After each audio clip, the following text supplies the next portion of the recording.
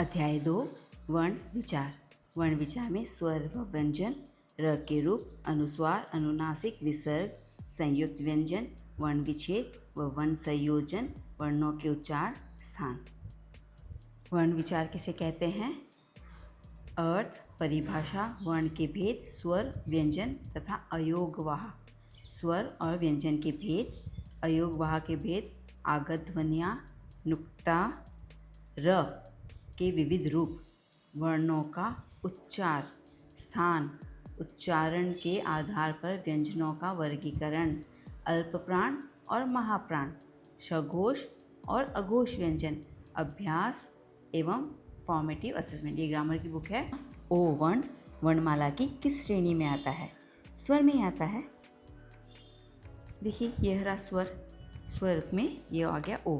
आपके 11 स्वर होते हैं और अनुस्वार बिंदु होता है, अनुनासिक चंद्र बिंदु होता है, विसर्ग अह होता है, ह की साउंड होती है इसमें। प्रश्न 2 करते हैं। निम्नलिखित में से किस संयुक्त व्यंजन में श वर्ण का प्रयोग हुआ है? तो इसमें हुआ है। आइए जानते हैं कैसे। देखिए व्यंजन प्लस व्यंजन संयुक्त व्यंजन कहलाते हैं। क प्लस श छ हो जाता है, त प्लस र त्र हो जाता है, ज प्लस न्य ज्ञ हो जाता है, श प्लस र श्र हो जाता है। विश्राम, श्रमिक, ज्ञान, यज्ञ, मित्र, त्रिशूल, परीक्षा। प्रश्न 3 करते हैं। वर्ण वह मूल ध्वनि है जिसके और खंड नहीं हो सकते, उसके और टुकड़े नहीं कर सकते। ग्रामर बुक रेफर करते हैं। भाषा की सबसे छोटी इकाई अथवा ध्वनि जिसके खंड नहीं किए जा सकते वर्ण या अक्षर कहलाती है। प्रश्न 4 करेंगे। दिए गए कथनों में से कौन सा कथन मात्रा के दृष्टिकोण से सत्य नहीं है? स्वर व्यंजनों के साथ मात्रा के रूप में जुड़ते हैं, सही है।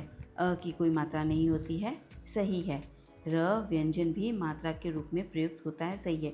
ई की मात्रा का प्रयोग व्यंजन से पूर्व कभी नहीं किया जा सकता, यह रॉन्ग है। ई की मात्रा का प्रयोग हम पहले ही करते हैं, जैसे कि ये हो गया पहले ई की मात्रा, नी, मी, कभी भी व्यंजन के पूर्व ही किया जाता है। प्रश्न 5। जब किसी व्यंजन का संयोग उसी व्यंजन के साथ होता है तो वह द्वितीय व्यंजन कहलाता है।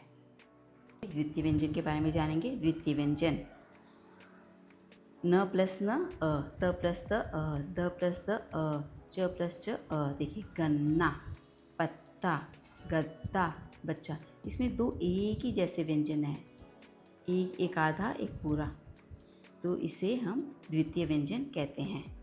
जिन व्यंजनों के उच्चारण में अधिक समय लगता है तथा अधिक हवा की आवश्यकता होती है उन्हें महाप्राण व्यंजन कहा जाता है।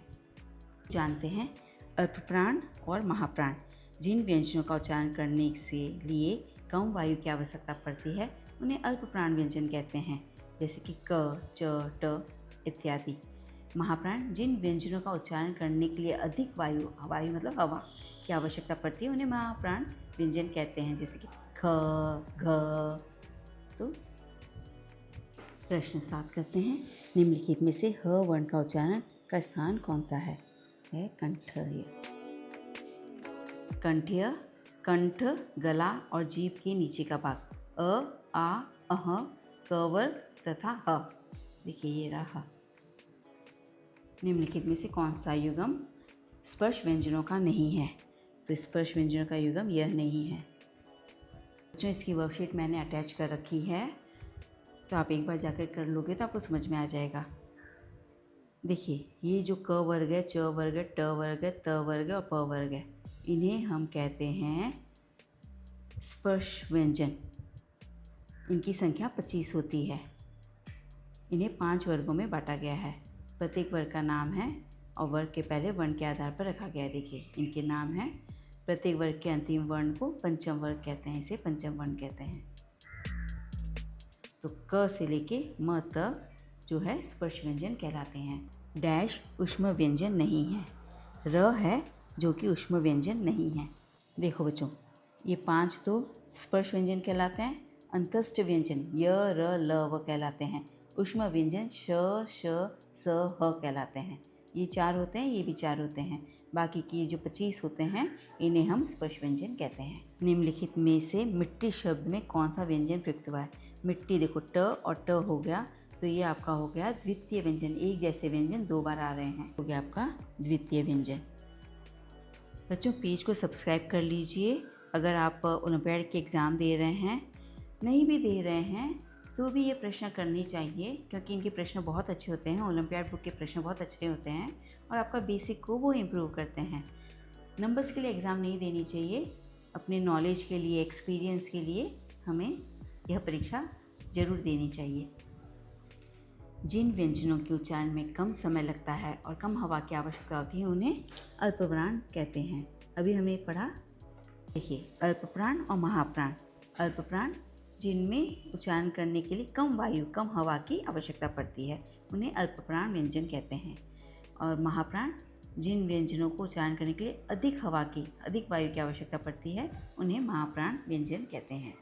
स्वर रहित र डैश कहलाता है और हलंत वाले अक्षरों के साथ लगने वाला र डैश कहलाता है। रेफ और पदेन कहलाता है।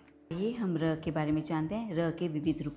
यदि स्वर रहित र के बाद स्वर रहित व्यंजन हो तो र उस बाद में आए व्यंजन पर लगकर इसे रैफ कहते हैं। देखिए रैफ कहते हैं, जैसे क प्लस र प्लस म, तो ये हो गया कर्म।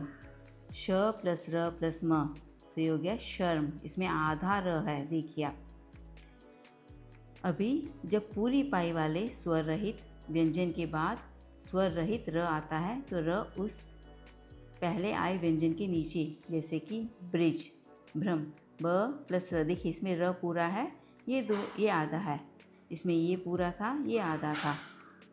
इसी तरह स्वर रहित ट और ड के बाद स्वर रहित र पदेन। ड्रम, जैसे कि ड्रम हो गया ड प्लस र प्लस म, ट प्लस र प्लस क, ट्रक। राष्ट्र, ड्रामा। नीचे लगता है उसे पदेन कहते हैं, ऊपर लगता है उसे रेफ कहते हैं। प्र में किन वर्णों का योग है? देखिए ये रहा, प प्लस र प्लस अ, ये वाला सही है प्र। इसकी मैंने वर्कशीट अटैच कर रखी है, पूरे प्र वाले शब्दों की पूरी वर्कशीट एक मैंने अटैच कर रखी है, आप उसे देख लीजिए। त्र वर्णों के संयोजन से बना संयुक्त व्यंजन है, तो यह बना है त प्लस र प्लस अ, त्र। ये रहा त्र, त प्लस र प्लस अ करके त्र हो जाता है त्रिनेत्र। त और ये र पूरा है, त आधा र पूरा, त्र। बाकी के प्रश्न हम अगले वीडियो में करेंगे। धन्यवाद।